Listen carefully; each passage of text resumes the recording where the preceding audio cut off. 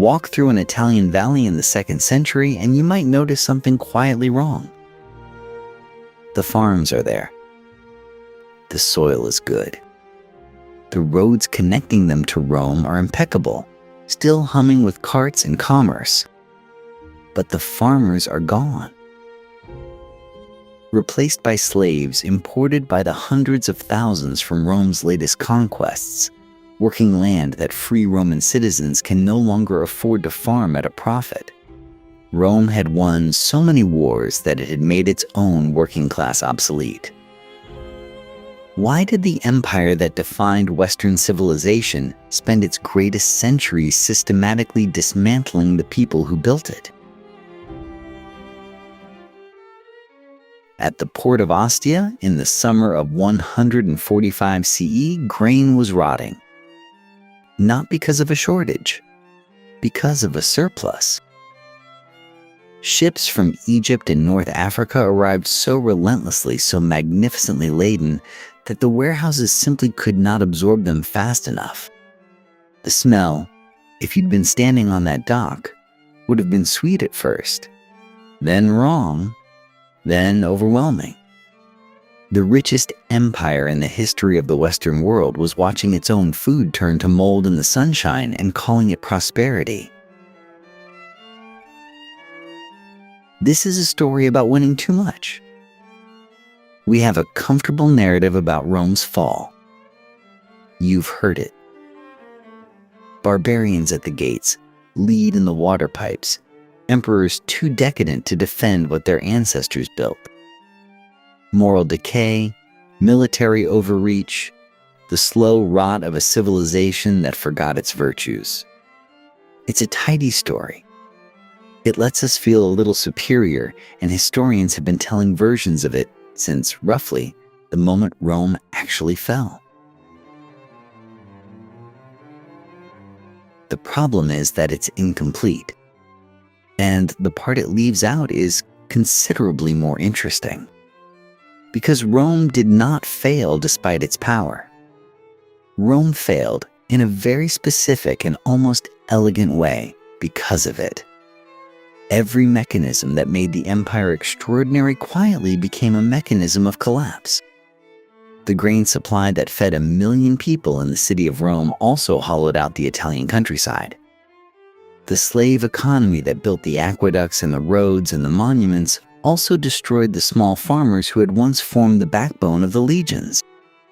The coins that funded the largest standing army in the ancient world were shaved thinner and thinner until by the 3rd century, you could hold a silver denarius in your palm and watch it leave a copper stain on your skin. Copper stains on Roman palms from Roman coins. That is not a barbarian problem. That is an accounting problem. The 2nd century CE is traditionally called the Golden Age, and by almost any surface measure, it was. The Emperor Hadrian toured an empire of almost 2 million square miles. Roads connected Scotland to Mesopotamia. The population of the empire sat somewhere around 70 million people. Philosophers were writing, architects were building, trade routes were humming with the quiet confidence of a system that believed itself permanent. But permanence is not the same as stability. A marble floor can look flawless until the moment it cracks through. Beneath the marble of the Antonine Golden Age, the fractures were already there. Farms in Italy stood abandoned because no free farmer could compete with slave labor. Soldiers were recruited from further and further from Rome, from people who had no particular reason to love the city they were defending. The treasury was full. And being full was, quietly, the problem. Rome was not strangled by its enemies. It was strangled by its own prosperity, slowly, over centuries, by the compounding weight of every victory it had ever won. The grain was still rotting at Ostia. Nobody thought to worry about it yet. To understand how that happened, we need to start at the very beginning of the winning. Before Rome had legions stretching from Scotland to Mesopotamia, it had farmers. Small ones. Men with calloused hands and modest plots in the Italian countryside who walked off their land to fight a war, then walked back to plow it again. This was the ideal. Anyway, the Romans had a word for the whole value system built around it, mos mearum, the way of the ancestors. And they meant it the way people mean things when they're about to completely abandon them. Cincinnatus is the mascot of this era. In 458 BCE, he was called from his fields to save Rome from a military crisis, did it in 15 days, and went back to farming. The Romans told this story for centuries. They loved it the way people love stories about virtues they no longer practice. Then came Carthage. The Second Punic War, ending in 216 BCE with the catastrophe at Lake Trasimene and the absolute disaster at Cannae, did something no enemy had managed before. Hannibal Barca marched his army through the Italian peninsula for 15 years and systematically burned the farmland. Not as cruelty as strategy. He was trying to peel Rome's allies away by making Rome look weak and helpless. The allies mostly stayed loyal, but the farms stayed burned. Here is where history does something quietly wicked. Rome won. Carthage was eventually destroyed so thoroughly that the phrase "Carthage must be destroyed" became a senatorial tick, repeated long after there was nothing left to destroy. The victory was total. The spoils were staggering. Thousands of slaves flooded into Italy, the price of conquest measured in human beings. Silver poured in from Iberia. Tribute arrived from new provinces like grain into an already full warehouse. And the small farmers of Italy came home to find they couldn't compete. Their land had been scorched, their savings were gone, and their neighbors were now running estates worked by slaves who, crucially, required no wages. The economics were not subtle about this. The rich bought up ruined land cheaply. The poor drifted toward the city. The machine that won the wars had rewired the economy that built the armies. By the 2nd century BCE, Rome was addicted to conquest in a very specific way. Not for glory, though there was plenty of that. For the economic hit. New slaves, new tribute, new silver to pay new soldiers to win new slaves. The republic of citizen farmers that Cincinnatus embodied was becoming something else entirely, something vast and hungry and genuinely unsure how to stop. Which is, of course, exactly when it stopped trying. By the 2nd century BCE, a Roman senator named Gaius Laelius looked out across the Italian countryside and saw something that made him draft reform legislation, read the political temperature, and quietly put the scroll away. The problem was already visible.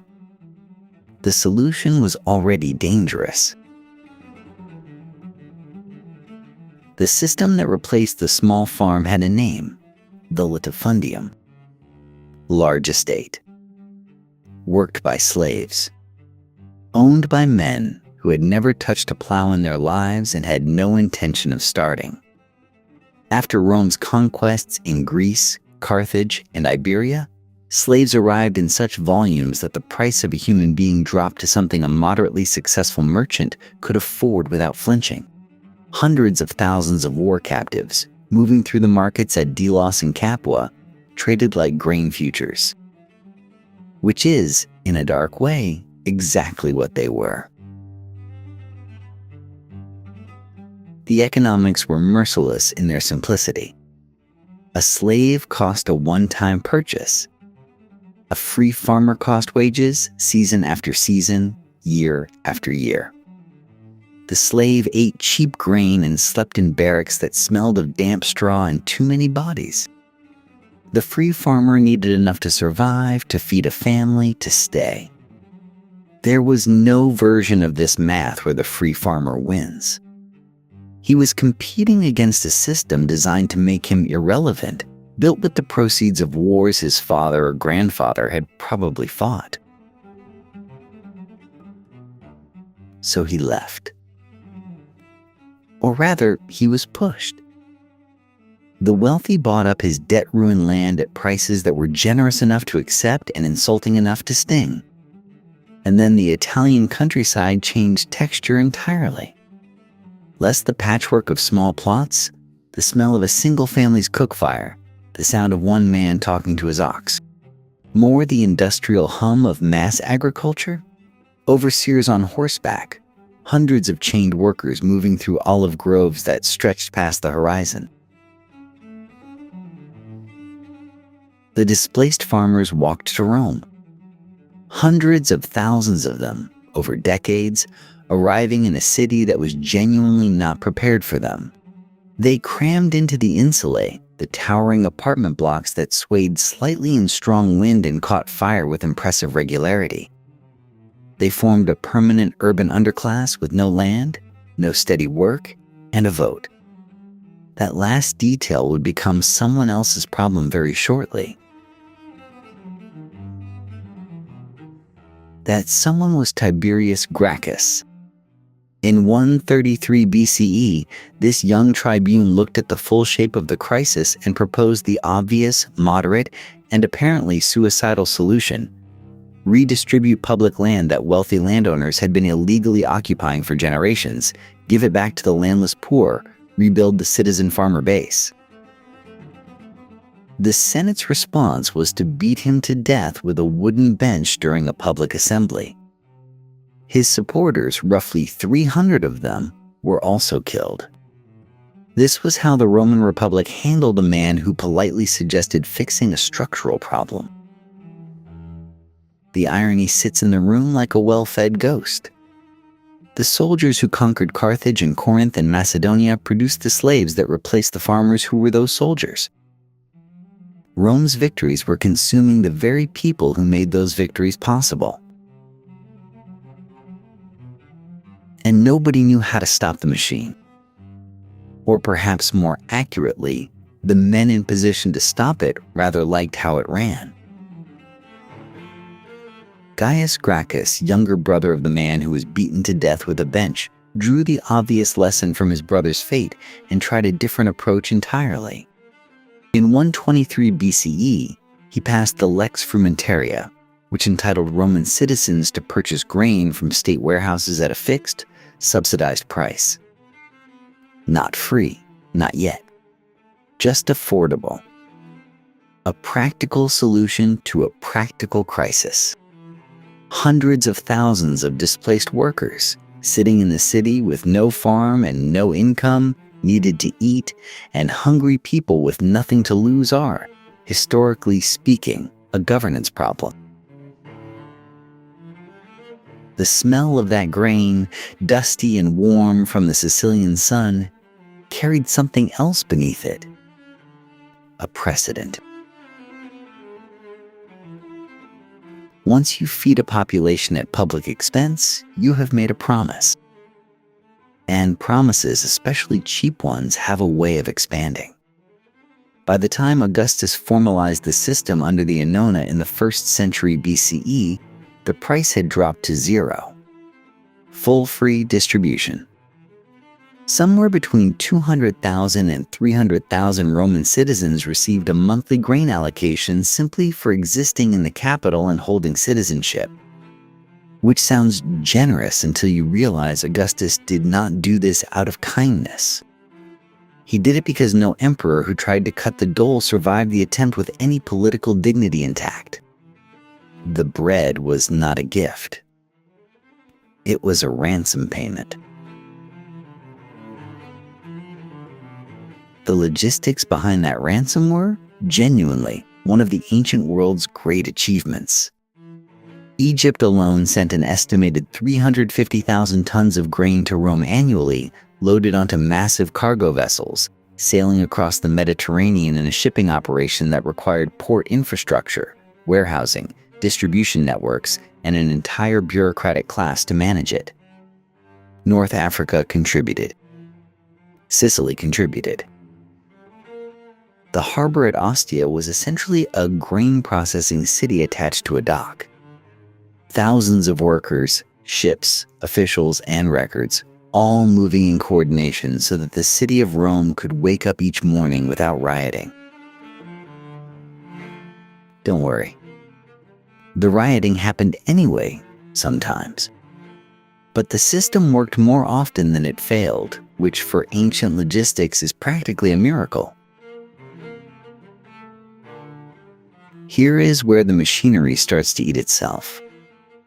Conquest produces slaves. Slaves flood the labor market. Free workers, already struggling after losing their farms, find they cannot compete with labor that costs nothing. They drift further into unemployment, into the city, into the dole queue. More people on the dole means more grain is needed. More grain requires more agricultural land under Roman control. More agricultural land means more conquest. More conquest means more slaves. The loop closes. The loop tightens. The loop becomes the entire economic logic of the empire.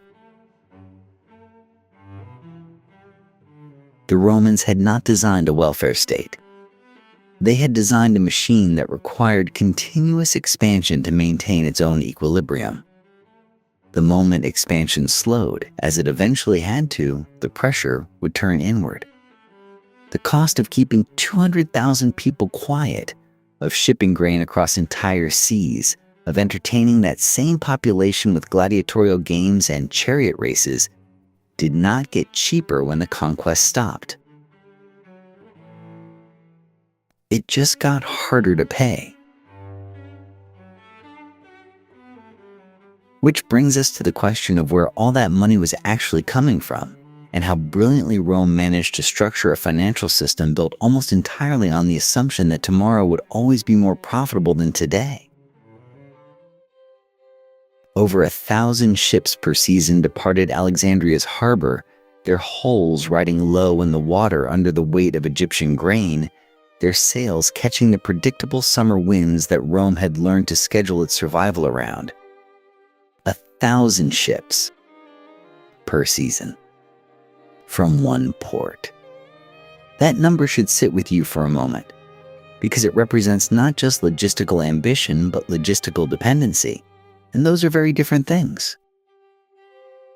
The Roman trade network was the ancient world's circulatory system, and like any circulatory system, it only worked if everything kept moving simultaneously. Egypt sent the grain. Spain sent the silver that paid the legions guarding the grain routes. Gaul sent the timber that built the ships carrying the grain. The eastern provinces sent spices, glass, and textiles that kept the merchant classes investing in the whole operation. Pull one thread and the fabric did not elegantly loosen. It snagged. All of it, every amphora of olive oil and every sack of wheat from North Africa, funneled through two adjacent harbors at the mouth of the Tiber, Ostia and its newer companion Portus, completed under Emperor Claudius in roughly 42 CE and expanded by Trajan into a hexagonal inner basin that could shelter 200 ships at once. Imagine the noise of it. The creak of rope against wood, the shouts of dock workers in a dozen languages, the smell of fish sauce and wet grain, and the particular sharpness of Mediterranean salt on a warm morning. This was the throat of the empire. Everything the city of Rome swallowed passed through here first. which made it, naturally, one of the most catastrophic single points of failure in human history. The year 69 CE offers an instructive demonstration. 4 emperors in 12 months, Galba, Otho, Vitellius, and finally Vespasian, each one producing the kind of political instability that makes grain merchants very nervous and supply logistics essentially impossible. Egypt, the empire's breadbasket, briefly fell under disputed control during the conflict. The knock-on effects reached Rome's warehouses within months. The city did not starve, but it came close enough to remind everyone paying attention that the distance between Roman civilization and Roman catastrophe was measured in weeks of grain supply. The deeper problem was one of geometry. Rome's supply routes stretched thousands of miles across open sea and through provinces that were, at the best of times, only loosely under control. Defending those routes required naval patrols, fortified waypoints, and diplomatic relationships with local governors who had their own interests. The legions were finite. The coastline was not. Every mile of trade route Rome added to its network was another mile that needed protecting. Another vulnerability. Another place where one bad storm, one ambitious provincial governor, one pirate fleet operating out of a coastline Rome thought it had pacified could interrupt the flow that kept 200,000 people fed and, more importantly, quiet. The Romans had built the most sophisticated supply chain the ancient world had ever seen. They had also built something that could only function if absolutely nothing went wrong across thousands of miles, simultaneously forever. Spoiler, things went wrong. And the silver funding all of it was already developing some rather interesting problems of its own. Hadrian built his famous wall across northern Britain in roughly 122 CE, and in doing so announced something Rome had never quite admitted out loud. The expansion was over. For 3 centuries, conquest had been self-financing. You invaded a province, stripped its treasury, enslaved its population, and used the proceeds to fund the next invasion. It was, morally speaking, a pyramid scheme with better armor. But it worked right up until the moment Rome ran out of profitable neighbors to conquer. Hadrian's wall was 73 miles of stone and embarrassment, a monument to the fact that Scotland existed, had been attempted and had been quietly given up on. What replaced the conquest army was a garrison army, and garrison armies are an entirely different financial proposition. Roughly 400,000 soldiers stretched across frontiers spanning thousands of miles from the Scottish Highlands to the Mesopotamian desert. They needed to be paid, fed, equipped, and replaced when they died, which they did with some regularity. They produced nothing. They captured nothing.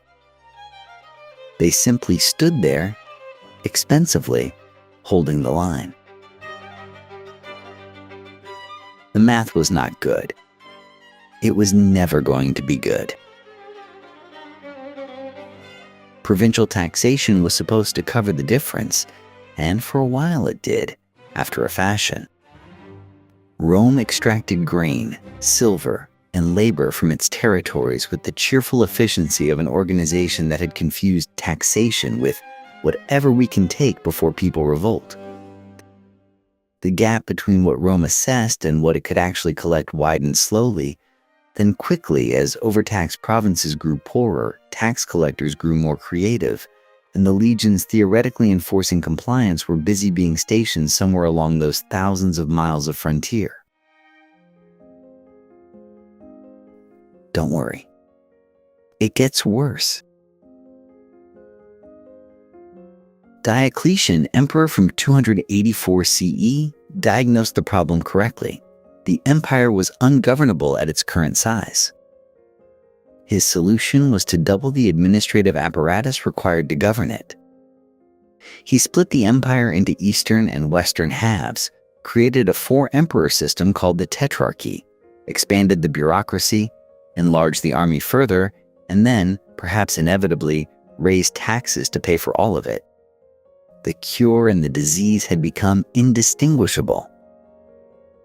Rome was now spending the equivalent of its entire agricultural surplus simply on the salaries of the people managing the agricultural surplus. The empire had built an army to protect its wealth, then built a bureaucracy to manage the army, then taxed its population into exhaustion to fund the bureaucracy. Somewhere in Rome's treasury, the silver that paid for all of this was quietly developing a secret of its own. Pick up a 3rd century Roman coin today, and you will know immediately that something is wrong. The weight is off. The color is wrong, that particular greenish brown of copper trying to pass itself off as silver. Rub the patina away with your thumb and the copper bleeds through the surface like a confession. This was money. Technically. In the way that a forgery is technically a painting. It started, as so many catastrophes do, with something almost reasonable. In 64 CE, Nero reduced the silver content of the denarius from 98% to 93%. 5 percentage points. A rounding error, really, if you were being generous, and Nero was not in the habit of being generous with his own resources. The coin looked the same. It felt the same. Most people couldn't tell the difference. The genius of the scheme was precisely that. The damage was invisible, and invisible damage is the most durable kind. The problem with shaving your currency is that it works beautifully the first time. You mint more coins, pay your soldiers, cover your deficits, and nobody notices. Then the next emperor has a deficit. And the next. Each one finds the previous debasement and decides there is still room to go a little further. The silver content of the denarius slid downward through the 2nd century with the slow inevitability of a stone rolling downhill, decade by decade, emperor by emperor. By the 3rd century, the stone had become an avalanche. The crisis of the 3rd century, running roughly from 235 to 284 CE, produced something like 50 emperors in 50 years, most of whom died violently while their currency died slowly. Gallienus, who somehow held power from 253 to 268 CE, presided over an Antoninianus, the double denarius coin introduced earlier in the century that had reached roughly 2 to 5% silver content. 2 to 5%. The rest was bronze and wishful thinking. The coin had a silver wash applied to the surface, a thin coating of respectability over a core that was, let's be honest, a bronze disc with ambitions. Merchants knew. They always know. Prices rose, not because goods became scarcer, but because everyone understood the coins in their hands were worth less each year. Soldiers demanded higher nominal wages to buy the same amount of grain they'd bought the year before. The government printed, or rather minted, more coins to meet those demands, which pushed prices higher still. You know this story. You've heard this story. The Romans were simply the first people to write it down in enough detail that we can read it 18 centuries later and recognize it entirely. Diocletian, already familiar to us as the man who doubled the bureaucracy to solve the problem of having a bureaucracy, attempted a different cure in 301 CE. The Edict of Maximum Prices fixed legal ceilings on hundreds of goods and services, from wheat to wages to a day's work from a sewer cleaner. Violators faced the death penalty. The edict was specific, ambitious, and comprehensive. It was also, within a few years, effectively abandoned because you can execute a merchant for charging too much, but you cannot execute the underlying economic reality that made him do it. The tax system, which had been built entirely around monetary payments, began to dissolve. Coins that no one trusted couldn't collect revenue that mattered. The imperial government began accepting taxes in grain, oil, and labor instead, which is a polite way of saying the Roman economy was quietly reverting to Bronze Age arrangements. Trade networks that had connected Britain to Egypt, that had moved wine and olive oil and glass across 3 continents, contracted back into local subsistence. A farmer in Gaul stopped thinking about the empire and started thinking about the village. The most sophisticated economic system the ancient world had ever produced was being strangled by the currency that was supposed to sustain it. And all of this, the hollow coins, the frozen prices, the empire paying its soldiers in chickpeas, happened while the army itself continued to need feeding. Which brings us to the question of who exactly was left to do the feeding. By the 4th century, archaeologists digging in the Italian countryside find something they call dark earth, a thick layer of black soil that forms when farmland is abandoned and organic matter quietly accumulates over decades of silence. That silence is the story. The farms did not fail dramatically. There was no single bad harvest, no plague sweeping through a single season. They simply emptied. Pollen records from Gaul and Britain show a steady retreat of cultivated land beginning in the 3rd century, as cereal crops gave way to scrub vegetation and eventually woodland. Villa roofs caved under their own weight when no one remained to repair them. Mosaic floors, which had once depicted hunting scenes and sea gods with cheerful civic pride, disappeared under soil one rainy season at a time. The roads connecting these places did not crumble so much as they were slowly swallowed, grass pushing through paving stones, then shrubs, then the kind of patient silence that takes centuries to learn. This is collapse without explosion. It is a candle burning low. Into that silence stepped the landlords. Not villains exactly, but certainly convenient. The system that emerged is called the colony arrangement, and it works something like this. A free farmer, unable to pay taxes or fend off bandits without the coin that the previous chapter explained was now largely fictional, would bind himself to a large landowner in exchange for protection and stability. He farmed the land. The landlord defended it. The farmer could not leave. His children could not leave. This was not technically slavery, which the Romans would have found a very important distinction. Everyone else might have found it a subtler one. What the Romans were building, while insisting they were not building it, was feudalism. The trade networks collapsed with equal quietness, and here the pottery record tells the story more precisely than any written source.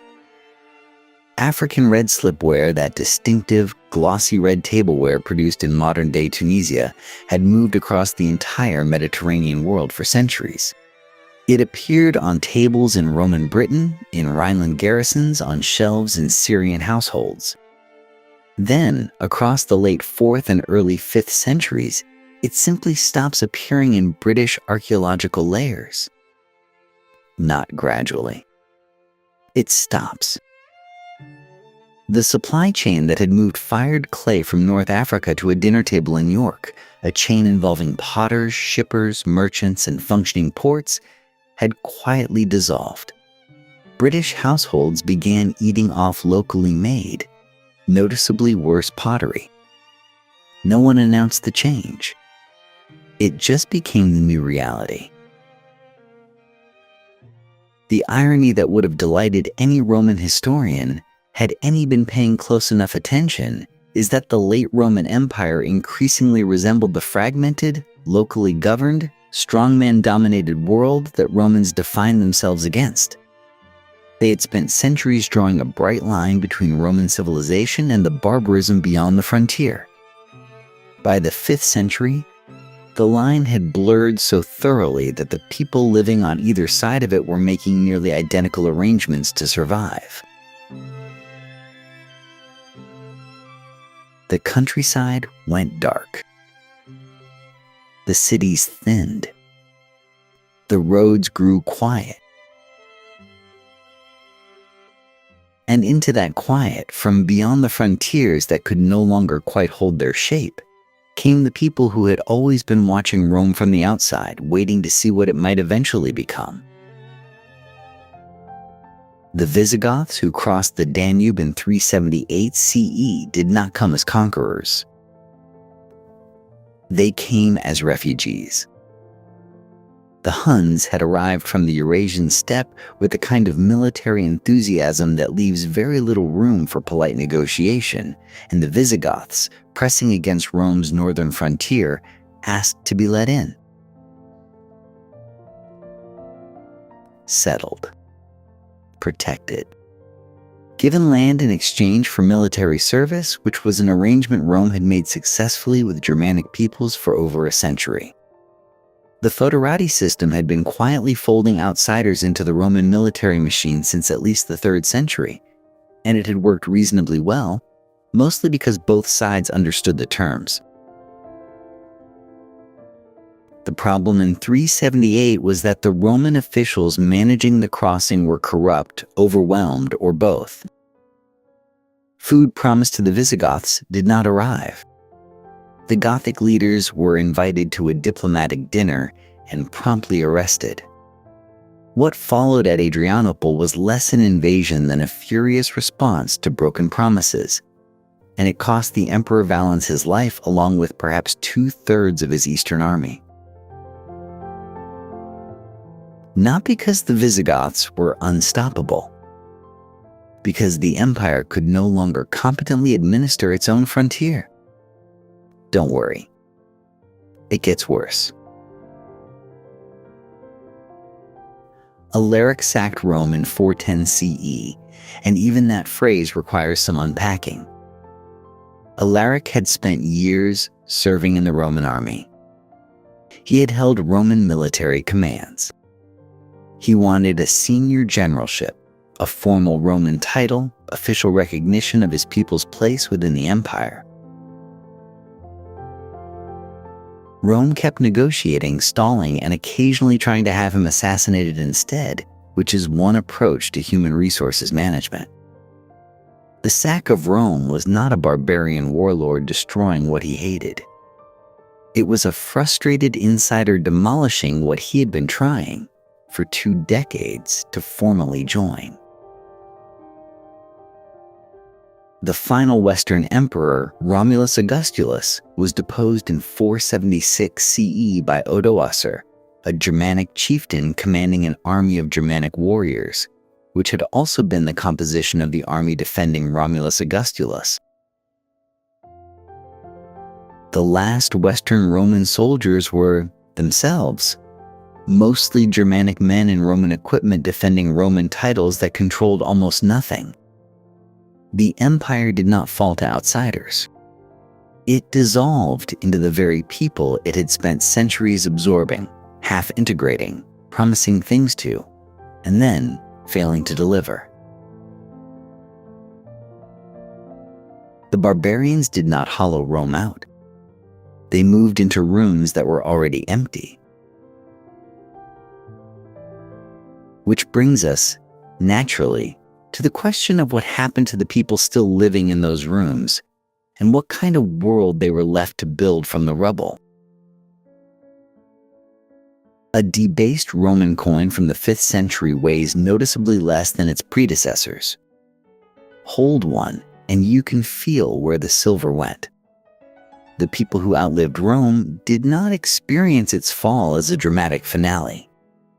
They experienced it as a slow subtraction. Pottery became coarser, thinner, less uniform, because the industrial kilns that had supplied tableware across the entire Western Empire had no supply chains left to run on. Buildings shrank. The great public bath complexes fell silent, not in a single catastrophic moment, but over decades, as the organizational machinery required to heat, plumb, and staff them quietly ceased to function. Literacy contracted toward monasteries. Life expectancy, in many regions, dropped. The average person in 5th century Britain or Gaul lived in a smaller, colder, quieter world than their grandparents had. What survived, though, is equally instructive. Roman law did not disappear. It filtered into the legal codes of Visigothic, Frankish, and Burgundian kingdoms, and eventually into the foundations of every major European legal tradition. Latin fractured into a dozen regional dialects and became, over centuries, French, Spanish, Italian, Portuguese.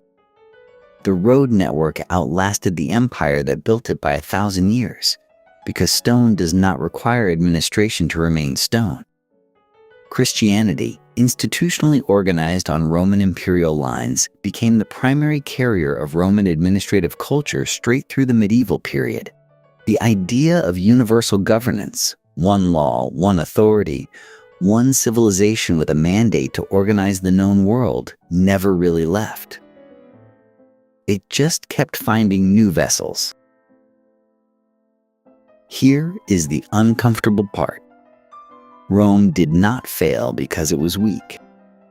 It failed after becoming extraordinarily good at being Rome. The same integration that spread roads and law and pottery across a continent also spread systemic fragility. The same efficiency that made the grain supply reliable made it catastrophic when interrupted. The same scale that made the empire feel permanent made it nearly impossible to reform. Growth had been the metric. Resilience had not been the metric. And by the time the distinction mattered, there was no institutional mechanism left that could prioritize it. You may recognize this pattern. Supply chains engineered for maximum efficiency with minimum redundancy. Platforms that grew too large to regulate before anyone agreed they needed regulating. Financial systems rewarded for scale until scale itself became the vector of collapse. Economies that measure growth as health and discover too late that the two are not the same thing. Rome is not an ancient cautionary tale. Rome is the template. The coin sits in a museum case now, green around the edges where the copper is oxidized through the thinned silver. It is smaller than it should be, lighter than it should be, and still bearing the emperor's profile as though nothing has changed. Official. Authoritative. Almost worthless. Every civilization that has confused its own momentum for permanence has left something like it behind. Which raises a question worth sitting with in the warm light of wherever you're watching this in a world of extraordinary and fragile interconnection. What are we winning ourselves to death with right now?